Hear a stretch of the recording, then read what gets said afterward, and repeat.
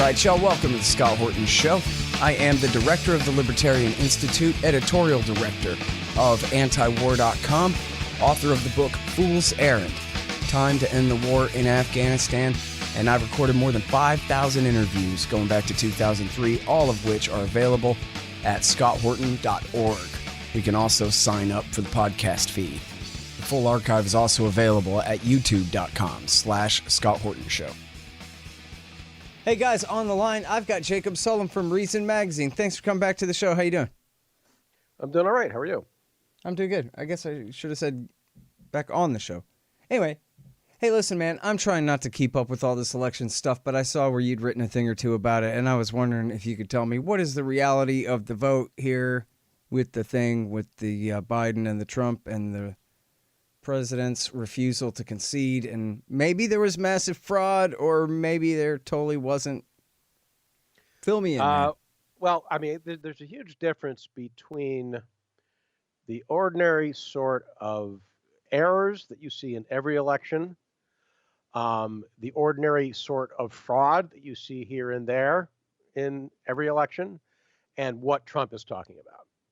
So what he's talking about is a massive conspiracy involving, sometimes he says hundreds of thousands, sometimes he says millions of votes that were either votes for him that were somehow destroyed or switched to Biden, or votes for Biden that were manufactured. That's what he's claiming. There's no evidence to support that. And if you look at the complaints that are brought up in the lawsuits Republicans have filed, you will see that there are some legitimate sounding complaints there, and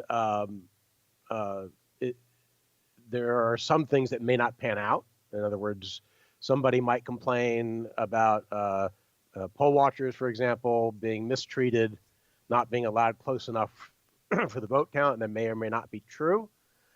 Some people may claim that election workers acted improperly by not asking for ID, by giving instructions to voters about how to vote a straight ticket. These are specific allegations that have come up. By not properly checking signatures, right? So each of these allegations may or may not be true, and that'll work its way through the courts. But the main takeaway is that even if all of this is true, in other words, all the specific allegations are true, there's no way that he won the election. I don't know how else to put it, because there's a huge gap between the kind of massive conspiracy that would be required to swing the election and this sort of thing. And some of these things are real screw ups, and I'll give you just a couple of examples. In Georgia, where they're recounting the vote, it turned out that in one county, they had overlooked 2,600 votes. Well, that's a pretty big deal. And the guy who was in charge there got fired. Mm-hmm. That's a huge screw up. But even that screw up, which is pretty sizable, did not affect the outcome in Georgia. So Biden is still ahead by about 13,000 votes in Georgia. Now, if that sort of thing happened in every county in Georgia, then you'd be talking, right? But still only talking about one state, which would be not be enough to swing the election. So the sort of thing you would have to find is that multiplied over and over again, or some kind of massive conspiracy where Democrats, election officials in many different states, all carried out systematic fraud. We're not talking about the occasional person voting who shouldn't be voting. One other example, which just came up yesterday, is in Michigan, in Wayne County. They had discrepancies between the number of absentee ballots cast, or the number of ballots cast, and the number of voters who were recorded in their log. But these are not big differences. These are typically a handful of votes, or a difference of a few people who either votes were cast and it didn't correspond. It was more votes were cast than the number of people who signed up, or the other way around. That sort of thing happens all the time, but the impact is not by any means decisive. In other words, even once you correct for that, it's still very clear that Biden won in Michigan. He won in Michigan by 146,000 votes at last count. In order to make up that difference, you well, just to give an example in Wayne County, which is where they've been focusing, you would have to assume that something like 17% of the votes cast in Wayne County were fraudulent. Now, that is an enormous rate of fraud, much, much higher than what we've seen historically. Historically, this is some small fraction of 1%, tiny fraction of 1% of votes where fraud is involved. And these are not coordinated schemes. These are people here and there doing that sort of thing. So you need to separate out the sort of rare kind of fraud that you're going to see in any election, the probably more frequent mistakes that you will see, of which the Georgia one is the most glaring one that I've seen, because that involved a substantial number of votes, but still not decisive. And what Trump is talking about, which is in a whole other universe from the one that I live in, and probably the one that you live in as well. Although I am amazed that a lot of his supporters seem to be buying this. I mean, a bunch of them came into Washington over the weekend to protest because they've been told that Trump actually won the election and Biden stole it. Yeah. So let me ask you, Jacob, like on the poll watchers thing, that's a big one in Pennsylvania. And the idea is that the Republicans weren't allowed to see, and that what they were doing was they were switching all the votes or something obvious like that. Otherwise, why wouldn't they let the poll watchers watch? And then apparently from, I guess, the right-wing media I was sent in the email this morning, the court said that, nah, you don't have to be able to really see what they're doing. You just have to be able to see that they're standing there doing their job. And that's all. So observation doesn't mean observation, really. And so what a great talking point. You're saying it's not decisive, but is that really a big deal, or what's going on there? Well, there are a couple of rulings, at least a couple of rulings in Pennsylvania, one of which sided with the Republicans. This is a state court ruling that said that they had to be allowed within 6 feet, right? So following COVID-19 protocols, wearing masks, they had to be close up as opposed to at more of a distance. So that was their complaint, was that they were not close enough to see what was going on, and that may be a valid complaint. You know, it's not hard to see that there's, you know, a lot of tension between election workers and poll watchers, especially when they're from different parties. And so there may be rude treatment, there may be inappropriate treatment. But the initial Republican claim, the one that Trump continues to make, is that the poll watchers were not allowed in at all, which is not true. And that's from another case, a federal case in Pennsylvania, where the Republicans filed their lawsuit. They complained that their poll watchers were excluded from the count room. And the judge said, is that true? And the lawyer for the Trump campaign said, well, there was a non-zero number of people there. And the judge said, well, were there people there or not? And the lawyer conceded that there were. And the judge said, in so many words, well, what's your problem then? Now, that particular case was resolved with an agreement to allow in, I believe it was up to 60 representatives from each party in the count room. So it was resolved by agreement. But the main point is that the allegation that you hear initially, and the one that continues to be echoed by Trump, which is our poll watchers were excluded completely, is clearly not true. Now, whether they were allowed close enough, that's a different issue. You know, I wasn't there, and this stuff will make its way through the courts. And I can absolutely understand why Republicans who think they have a legitimate grievance want to make sure that in the future, or even while that count was going on, that they be allowed closer if they think that that's appropriate. But once again, even if they have a legitimate grievance about that, that does not demonstrate the kind of massive fraud that would be necessary to swing the election. And let me just give you a few examples. I mean, I mentioned Michigan, right? Just a few of these battleground states. So let me throw in here, too, is one of the accusations is that all across the country, in the middle of the night, they mysteriously stopped counting. And then they started again, and all of a sudden Biden was ahead. Yeah. Well, what's the evidence of that? I mean, people can say whatever they want. But when you actually go to court, you have to have specific allegations, and you have to have some evidence to back them up. And so far, the Republican track record is not very good. They won a couple of victories. I mentioned one of them, but none that would have anything like a decisive impact. But I mean, are you seeing? And for the most part, when they go to court and the judge says, well, what's your evidence of this? They don't have the evidence to support it. So, but I mean, aside from this is what I heard, or this is what I heard, that election workers were told, not Yeah, to but let check me out. ask you this, though, because, I mean, you could argue that, look, Trump's team is run by Rudy Giuliani, the most incompetent boob this side of Donald Trump himself. But what about, have you seen any good journalism that says that maybe there's really something going on here or anything like that? Well, I think it depends what you mean by something on. Like I said, Well, as far as them shutting down at night and then something nefarious going on there. No, I don't think any of that's true. I think that Trump started out with this initial impression based on what happened on election night, which is what happens like every election night, which is the results change as more votes are counted, right? And in particular, if you have votes coming in from a particular source that is skewed toward one party rather than the other, the tally, you may be ahead initially, and then suddenly your lead is gone, and then you're behind. That happens all the time in elections. Trump sees this, and he assumes there must be some kind of criminal conspiracy at work. Yeah. I really don't think he put any more thought into it than that. He saw he was ahead in certain places, and then he wasn't ahead. So obviously something wrong happened. Now, if you look at what actually happened in Pennsylvania, for example, Trump's lead was erased, and then Biden pulled ahead. And Trump thought it was suspicious that these late counted votes favored Biden, but it's not at all suspicious when you see that they're coming from big cities that are heavily Democratic, and when you see that they're counting these absentee ballots, which had a strong partisan skew this year, largely because of what Trump was saying about mail-in voting. He discouraged his supporters from using that. He said it was inherently fraudulent, right? Yeah. So unlike in previous years, in many elections, Republicans were more likely to vote by mail. But Trump made this a partisan thing.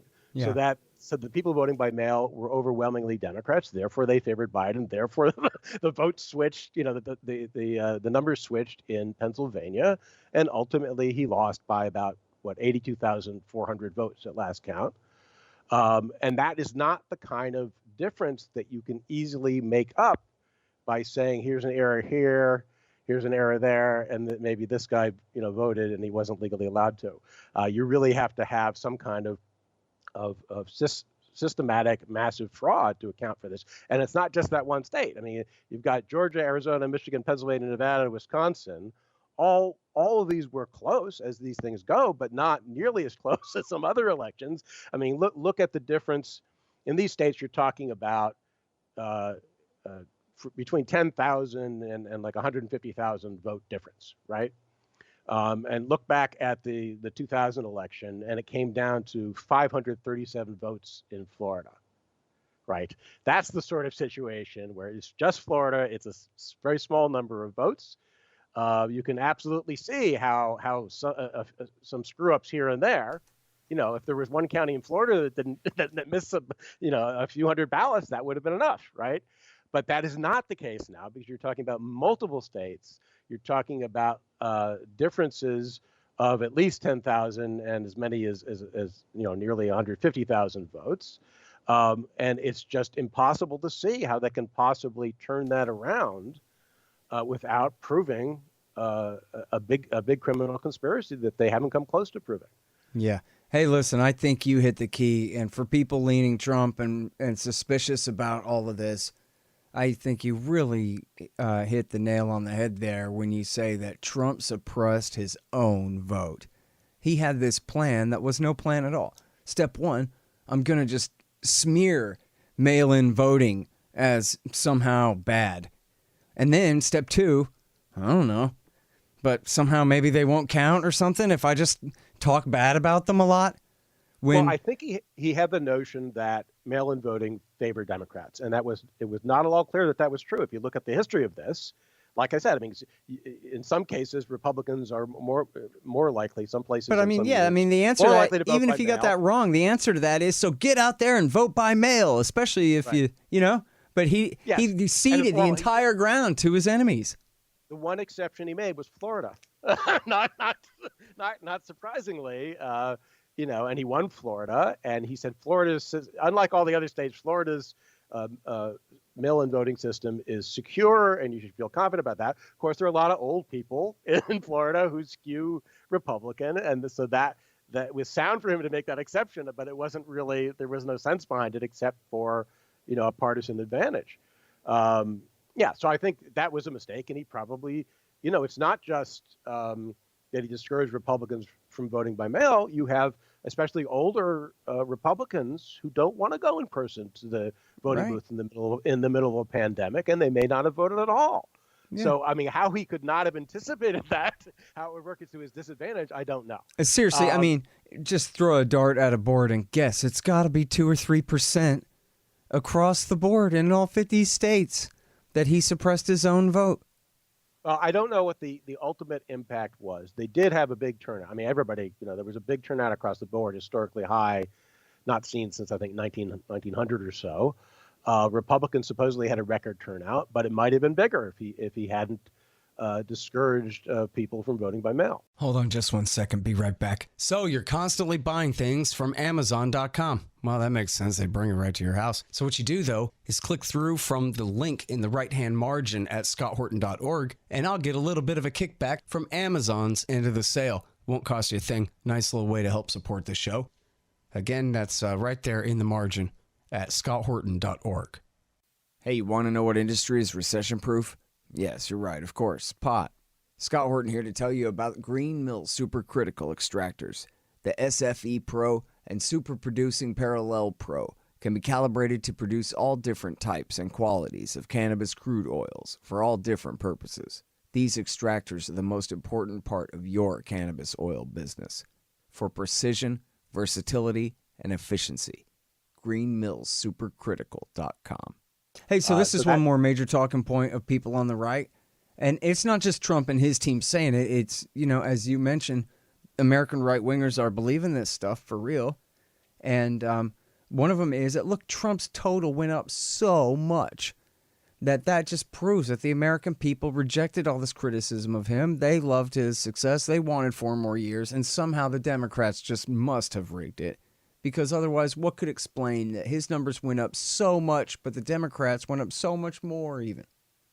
Well, it's not at all, certainly not impossible and not at all implausible. The turnout was up across the board, both parties.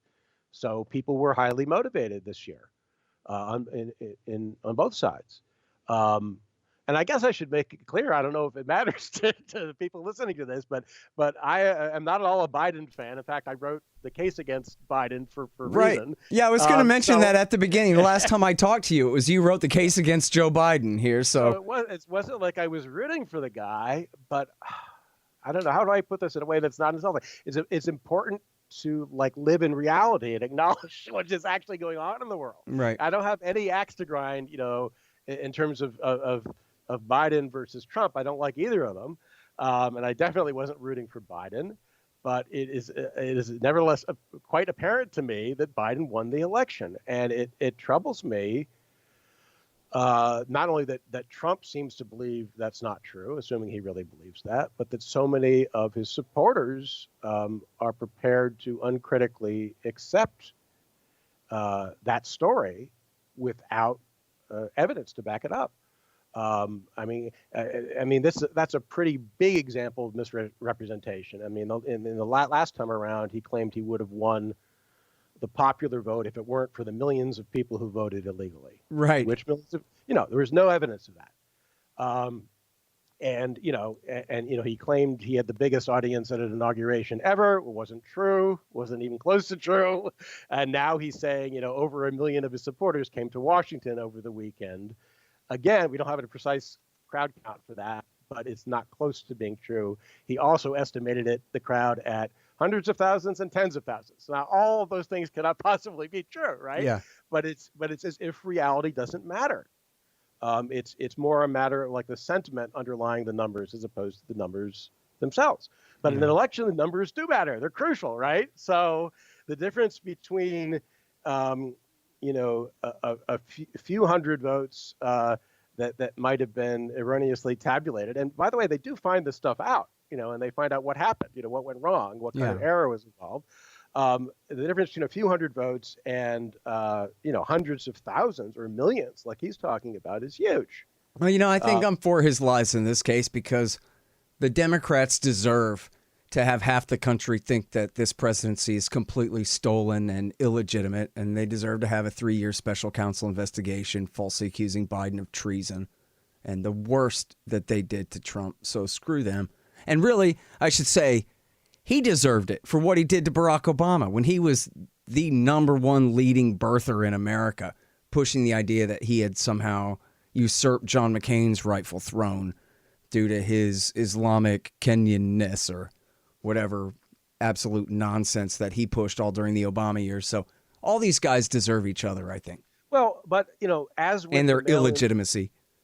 As with the mail-in voting thing, I think Republicans may regret this because, look right now, what's happening in Georgia? They had these 2 runoff elections. It's going to decide control of the Senate. And by the way, I really hope the Republicans have control of the Senate with Joe Biden as president. I would prefer that, right?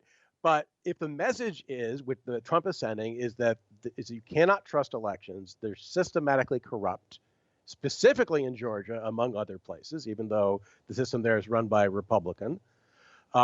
What is that going to do to turnout in those runoffs? If you're being told your vote doesn't really matter because it's all arranged behind the scenes through a criminal conspiracy, how motivated are you going to be to vote? So it's not very, very farsighted to encourage that view of the election system. Yeah. Because then how do you? Yeah. You reminded me of another good question, though, because I think, we skip past this now. This was a big deal. I remember I interviewed a guy back in 2004. He was from Rice University, computer scientist guy. And him and his guys proved how these Diebold voting machines were totally not to be trusted. Their numbers could be flipped. And after all, if you ask it for a recount, all you can do is just hit enter, and it's going to give you the same number again. And how, I think I remember he talked about then. In Brazil, you fill it out by computer, but then it prints out your ballot and drops it in a box right in front of you. And so they have the instantaneous result by computer, but they also have real paper ballots that you can go back and recount. And yes, it seems like go ahead. No, it's important to have a paper trail as opposed to a purely electronic system. I think. And that's so something. in America, is there? I guess okay. So when I voted, I filled it out on a computer, and it did print out a receipt, basically, that then I handed over to the guys. But then they just entered it into another computer. So I don't know if it went in the trash after that, or if it was saved for recountable purposes later, or what. But do you know how that works in most of the country? Because I think there's a real question why we should trust any of these numbers in the first place. I think the systems have gotten notably better in recent years. They recognize the problem that you're talking about. I don't know that they have a paper backup in every state, but I think that is the rule. I don't know if you remember the old voting machines with the levers that were like these booths. Yeah, it's like and then you put in a Scantron, which is also a computer reader. I don't know what they actually did in the end, but it would mechanically count out votes. With these levers. It was a mechanical system, and then they would physically take each one of those booths to a place to be counted. That was the old system. I actually voted in booths like that. So I didn't know what the hell was going on. You just have to trust the integrity of the people who are gathering up the booths and adding up the totals.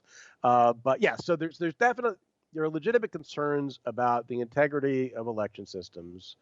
According to the people who were in charge of this in the Trump administration, this was the most secure election ever. And there was no basis. The guy who said this got canned just now. There was no basis for these allegations of widespread fraud. Well, and Trump fired the guy who was in charge of cybersecurity over the election, right? Yes, right. And so and he, according to people in both parties, until recently, he did a very good job, and he helped improve election security. There were all these worries about Russian hacking and so forth, and they tried to address that issue. And they also wanted to make sure that you can do recounts in a reliable way. So I think things have gotten substantially better recently. Not perfect by any means, but you have to have something more than just wild accusations, right? Unless you're Donald Trump, and then right. That's just fine. And everybody is expected to toe the line. And you see all these Republicans, the ones who have a little bit more integrity will just sort of mouth platitudes about let's make sure all the legal votes are counted, and once it all works its way through the courts, we'll know for sure. They don't want to say Biden won because it's pretty damn clear he did, right. Because that will offend Trump. and it will offend Trump supporters. But you have others. I mean, like Lindsey Graham. I mean, I don't know. You remember Lindsey Graham used to hate Donald Trump. Right. I mean, he's become the biggest toady ever, and he is insinuating that Trump is either is correct or might be correct that the election was stolen through massive fraud. And so I don't know how you come back from that. By the way, I mean, politicians always seem to come back from just endorsing these crazy ideas. But how do you ever trust a person who endorses these wild accusations without any evidence in the future? Well, you know what? That's one thing where Lindsey Graham has us trained, where we expect him to lie about everything all the time and don't take him seriously. He keeps getting reelected, though, and he still has that power. Yeah. But so like I said, he almost has a pass. Somehow politicians seem to come back from that. But Yeah. I think, in my view, all of these Republicans, some of whom I kind of admired in some respects until Trump was elected president, just who were rightly critical of him when he was running, and just totally turned around and now think he's the greatest, politician ever, greatest president ever. And it's just disgraceful. Yeah. Really. Well, they'll be over it by January the 21st. Watch. I don't know. I mean, I hope so, except that, Trump imagines himself as a kingmaker, and he's got a lot of very passionate supporters. He's talking about running, the next election, which, he'll be as old as Biden is now then, but people are afraid of him, and he doesn't stand for anything except himself. So I just don't, honestly, I sort of get the broad appeal of electing somebody who's going to disrupt the system and drain the swamp and all that. I get that. But how you can look at a guy like this who has no coherent philosophy, only believes in what's good for him, and openly says it, by the way. It's not like he's hiding this, right? I just don't understand how people can support him so passionately, as opposed to thinking maybe he's the lesser of two evils, which is a different thing. Yeah. I mean, the appeal obviously is just that he's not really one of them. He's rich, but he's not really part of the establishment. He's just a guy from real estate and TV. And he's not a Bush or a Clinton, which is nice. Since they announced us, I think this was the real thing, right, Jacob, was they told us back in 2012 that even before Obama was reelected, that, and in 2016, it's going to be Bill Clinton's wife versus George Bush's brother. And you're going to have to choose, and it's already a preordained thing. Like, these are our royal dueling families here. And I think that Trump and especially Roger Stone just saw opening there that, you know what? I think people would be willing to choose somebody other than a Clinton or a Bush if we could give them a choice, and be mean enough to elbow their way in there the way they did, Yeah, I would say, I think I did say at the time that the best thing about Trump's election was Hillary's defeat. Right. I really believe that. And Jeb's. That made me feel good. Wasn't the fact that he won, but the fact that she lost made me feel good. And then my other main hope for the Trump administration is that having somebody like that as president would undermine respect for the presidency. And sort of make people realize not only are these human beings, which I guess they sort of knew all along, but it can be a total buffoon who is elected, from the point of view of a lot of Americans, a total buffoon elected to that office with a tremendous amount of power that Congress over the years and decades has ceded to the president. And do you want to imagine someone like that? And so for Republicans, imagine I don't know, the Democratic equivalent of Trump, whatever the hell that would be, right? Imagine that. And that's the person you're entrusting with this power. And, they're not miracle workers. They're not prophets. They're not superhuman. They are, at best, fallible human beings. And they can also be like horrible, horrible human beings. And we've had more than, people say, a lot of Democrats say, oh, he's the worst president ever. It's like, you really need to study history. Yeah, exactly. You think that, in terms of the consequences, right? He's the worst president ever.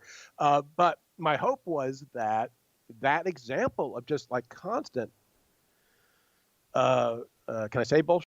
Constant bullshit emanating. Just like, we say, oh, of course, politicians always lie, but they don't always lie. Right? Yeah. I'm not going to say Trump literally always lies, Yep. but he can barely open up his mouth without saying something that's not true. Yeah. And my hope was that experience would make people more skeptical of politicians, of the presidency, of giving so much power to one person, and sort of undermine respect for the office, and also get people to lower their expectations about what the person they elect to be president can accomplish. Right. He's not going to save the country. He's not going to make America great again. He's not, they're not in control of the economy. They're not, they don't, not everything that happens on their watch is attributable to them, as people tend to assume, right? All these sort of unrealistic expectations that go with presidential elections. My hope was that we would let go of some of those, but I'm not sure that's how it's working out. Instead, we see just people bitterly divided by this person, and some of them, like I said, very enthusiastically supporting him, which I honestly cannot fathom. I get the appeal in broad terms, but to passionately support him, I do not get that at all. Yeah. Except maybe just to express your hatred for the other side, which that I sort of get. Well, but, yeah, exactly. Vicarious power lust, that now we're going to stick it to those people who have had the power up until now, and then back and forth they switch, making things worse each time. So so Biden will come in and he will be awful in mostly predictable ways, right? And so that we have to start talking about that now. Yep. It won't be as funny, I'll tell you that. I know, that's the thing. I'm just picturing gray skies, man. At least Trump was funny. But yeah, even if not on purpose. But right. It was almost never on purpose. But yeah. Yeah.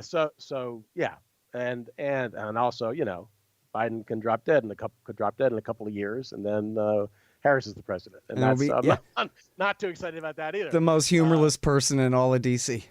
Yes. Well. Hey, listen, so in case anybody was wondering, my only vote was against my local sheriff. I did not vote for anybody for president, but my local sheriff is an accessory to murder, so you got to take a stand. And he lost 2-1, by the way. And then I wanted to add one more thing here, too, which is, we did mention this, but you guys really ought to read Jacob's piece at Reason Magazine, The Case Against Joe Biden, the New President. Man, is that thing the brief. And, Bronco March Teach wrote a whole book about what a horrible person Joe Biden is, and it's good. But this piece at Reason has even more than is in that whole book about what a horrible person Joe Biden is. So check that out at Reason Magazine, The Case Against Joe Biden, the New President-elect. Thanks very much, Jake. Appreciate it. The Scott Horton Show, Anti-War Radio, can be heard on KPFK 90.7 FM in LA, APSradio.com, antiwar.com, scotthorton.org, and libertarianinstitute.org.